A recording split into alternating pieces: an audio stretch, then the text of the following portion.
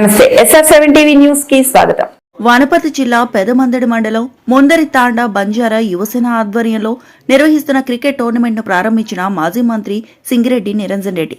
ఈ సందర్భంగా మాజీ మంత్రి మాట్లాడుతూ పండుగల సందర్భంగా నిర్వహించే పోటీల వల్ల ప్రజల్లో ఐక్యత, ఆత్మస్థైర్యం, స్నేహ సంబంధాలు పెరిగి సమాజంలో సుఖ సంతోషాలు కలుగుతాయని అన్నారు. ఓటమి గెలుపులు సమానంగా స్వీకరించి క్రీడా స్ఫూర్తిని నింపాలని ఆకాంక్షించారు. మాజీ మంత్రి వెంట సర్పంచ్ మానిమ్మ, చిన్నానాయక్, ఉప సర్పంచ్ జగదీష్, మాజీ ఉప సర్పంచ్ రమేష్ నాయక్, గోపాల్ నాయక్, జగన్, సూర్య, మహేష్, కిషన్, పాండు తదితరులు పాల్గొన్నారు.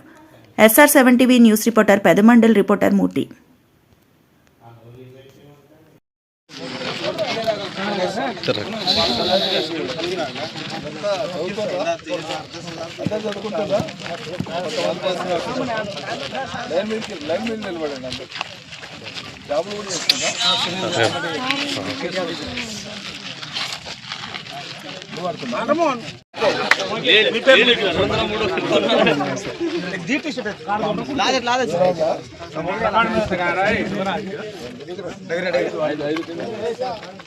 సార్ సర్పంచ్ ఎలక్షన్ లో 200 లీడ్ సార్.